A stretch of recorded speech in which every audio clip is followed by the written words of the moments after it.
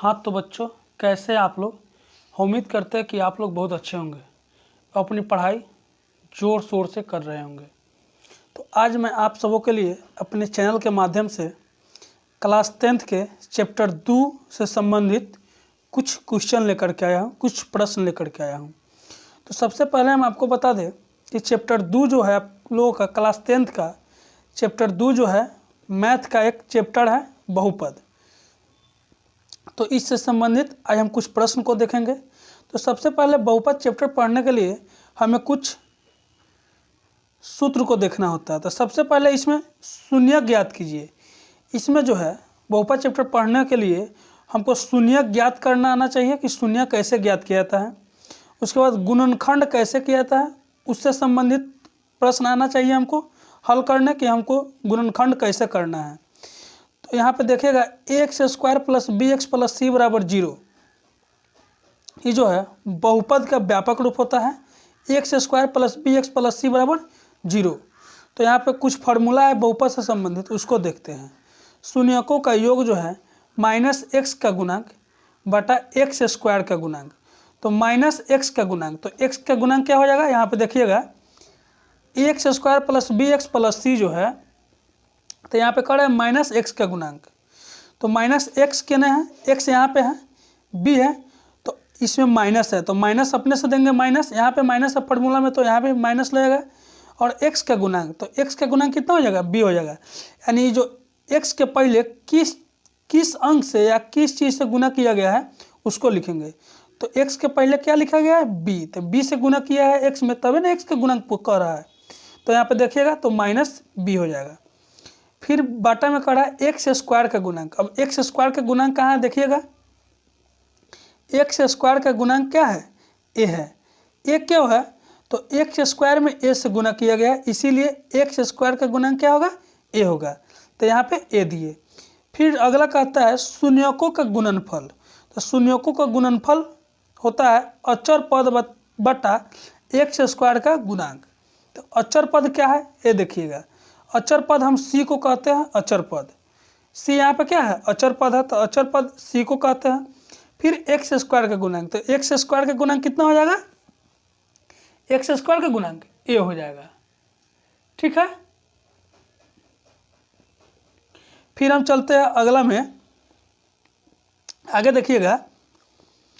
तो अब यहाँ पे देखिएगा शून्यकों का योग। शून्यकों का योग हम सीधा बोल सकते हैं -b/a। शून्यकों का गुणनफल हम बोल सकते हैं c/a। तो अब आगे क्वेश्चन देखिएगा। फर्स्ट नंबर क्वेश्चन क्या कहता है, द्विघात बहुपद का शून्यक ज्ञात कीजिए तथा शून्यकों के बीच संबंध स्थापित कीजिए।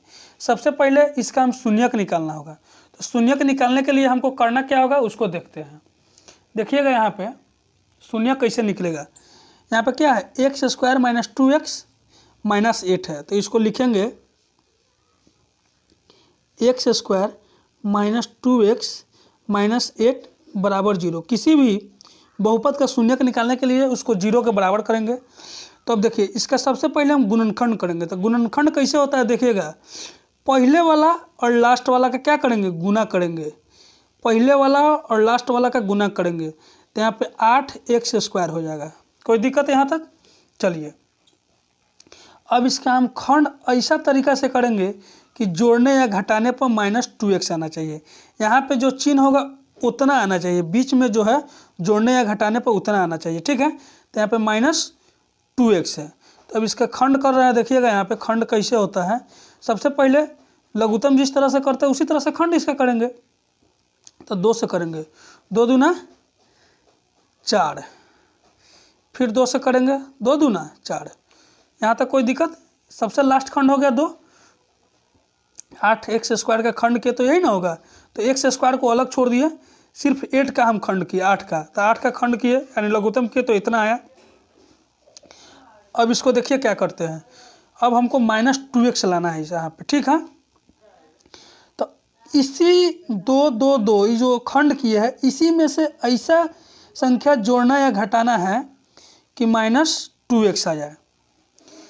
तो देखिए यहाँ पे 2 दूना 4, यहाँ पे 2 है। तो अगर हम इसको -4x + 2x लिखेंगे तो -2 आ जाएगा मेरा। यहाँ पे अगर हम इसको लिखते हैं -4x अब +2x, तो हमने आपको बताया था इससे पहले कि ऐसा संख्या से गुना करेंगे कि यहाँ पे 4x आना चाहिए और क्या आना चाहिए, जोड़ने या घटाने पर -2x आना चाहिए।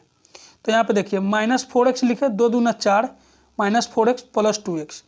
तो यहाँ पे देखिए 8x पूर्णा चाहिए, तो 4 दूना 8 x स्क्वायर हो गया, 8x स्क्वायर हो गया। फिर कह रहा है क्या, अब हमको बीच वाला टर्म आना चाहिए, ये वाला टर्म तो आ गया, अब बीच वाला आना चाहिए। तो -4x है +2x है, तो -4x में से +2x, यानी किसी से हम 4 रुपया कर्जा लिए हैं और 2 रुपये दे दिए, तो अभी हम कर्जे में ना रहेंगे, तो कर्जे में कितना रहेंगे, 2x रहेंगे। कोई दिक्कत यहाँ तक? चलिए, तो 2x यहाँ तक हो गया। तो नेक्स्ट जो कह रहा है देखिएगा, नेक्स्ट क्या कह रहा है, अगला जो है, तो अब इसको हम हल करेंगे, x square -4x +2x minus क्या होगा 8 बराबर 0। कोई परेशानी यहाँ तक?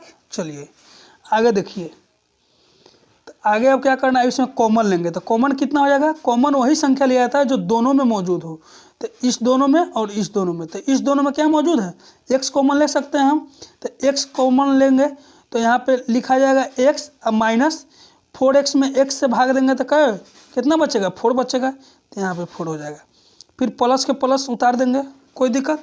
और फिर अब 2x और -8 में क्या कॉमन लेंगे, तो 2 कॉमन लेंगे, तो 2 कॉमन लेंगे तो x हो जाएगा, और यहाँ पे क्या होगा, प्लस माइनस माइनस, 4 दूना 8, तो 4 यहाँ पे हो जाएगा बराबर 0।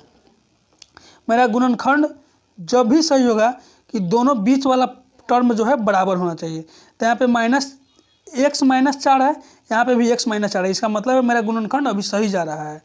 ठीक है, चेक करने का तरीका हो गया, जब दोनों टर्म बराबर आएगा तब हम समझेंगे कि हाँ मेरा गुणनखंड जो है वो मेरा गुणनखंड क्या है, सही जा रहा है। तो अब नेक्स्ट देखिएगा, अब इसको लिखेंगे कैसे, x +2, ये दोनों को एक साथ लिखेंगे, और उसके बाद में x -4, इस दोनों को एक साथ लिखेंगे बराबर 0। तो अब इसका शून्यक निकालना है, तो x +2, अब इसको 0 के बराबर करेंगे, और फिर x -4, फिर इसको 0 के बराबर करेंगे। ठीक है, तब यहाँ पे लिखेंगे x +2 बराबर 0, यहाँ पे x -4 बराबर 0। ठीक है, यहाँ पे या देंगे या और दे सकते हैं। ठीक है, चलिए, तो x और ये प्लस इधर है, +2 है, तो बराबर के उस साइड जाएगा तो क्या होगा, -2 हो जाएगा। कोई दिक्कत? चलिए उसी तरह से फिर इसको करेंगे, x -4 बराबर 0, तो x है माइनस इधर है तो उधर जाएगा तो प्लस हो जाएगा 4। तो मेरा शून्यक हम लिख सकते हैं x बराबर हम लिख सकते हैं -2 और +4, यही दो मेरा शून्यक हो गया। अब फिर नेक्स्ट इसी में कह रहा है क्या, शून्यकों के बीच संबंध स्थापित करना है। तो शून्यकों के बीच संबंध स्थापित करने के लिए हमको यही दोनों फार्मूला चाहिए, शून्यकों का योगफल और शून्यकों का गुणनफल। इसी दोनों फार्मूला से मेरा संबंध, बीच का जो संबंध है वो स्थापित हो जाएगा। तो देखिए शून्यकों का योगफल लिखेंगे यहाँ पे, शून्यकों का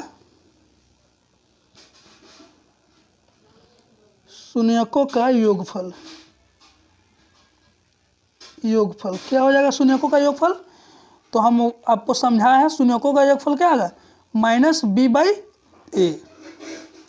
तो शून्यकों का योगफल, तो शून्य कितना आया है, तो -2 आया है, अब प्लस योगफल मतलब +4 है। ठीक है, अब -b/a, तो -b कहाँ से लेना है, तो यहाँ से लेना है। देखिए -b कितना है, तो माइनस है, अब -b कितना है, 2 है, कोई दिक्कत।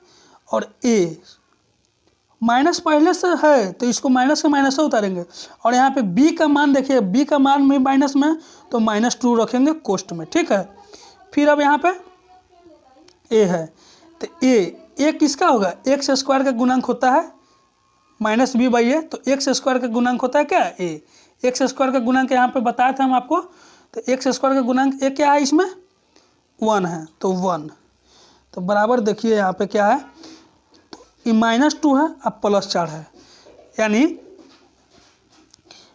4 गो में से -2 गो चला जाएगा तो कितना बचेगा, +2 ही ना बचेगा, ठीक है।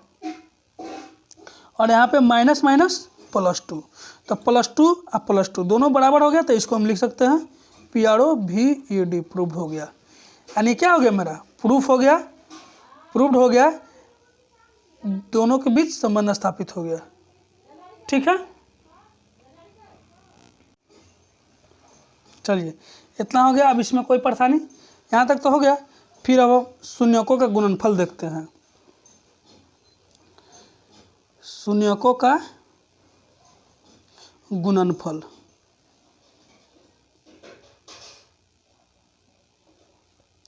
शून्यकों का गुणनफल क्या होता है, तो शून्यकों का गुणनफल निकालने के लिए फॉर्मूला है C/A, यही ना होता है। तो चलिए यहाँ पे देखिएगा, शून्यकों का गुणनफल, शून्यक मेरा कितना कितना है, तो -2, गुणनफल है तो गुना देंगे और +4 बराबर C/A। तो C का मान कितना है यहाँ पे, -8 बटा A का मान 1, तो 4 दूना 8, -8 बराबर -8, दोनों बराबर हो गया। तो इसको भी हम क्या लिखेंगे, PROVED, प्रूव हो गया। यानी शून्यकों का योगफल और शून्यकों के गुणनफल दोनों जब बराबर आ गया, तो अब मेरा क्या है, ये जो क्वेश्चन दिया था क्या, द्विघात बहुपद का शून्य ज्ञात कीजिए तथा शून्यकों के बीच संबंध स्थापित कीजिए। तो शून्यक तो मेरा निकल गया, -2 और 4, और शून्यकों के बीच जो है संबंध स्थापित करना था, तो संबंध भी स्थापित हो गया। यानी इसी तरह से हम इसी चैप्टर के कुछ नेक्स्ट क्वेश्चन को बनाएंगे, जो आपको प्रश्नवाली में दिया गया है। फिर हम आप लोगों से मिलते हैं नेक्स्ट वीडियो में। कृपया आप लोग इस चैनल को लाइक एंड सब्सक्राइब कीजिएगा, ताकि इससे संबंधित जो भी कुछ हम वीडियो अपलोड करें सबसे पहले आपके पास पहुंचे। धन्यवाद।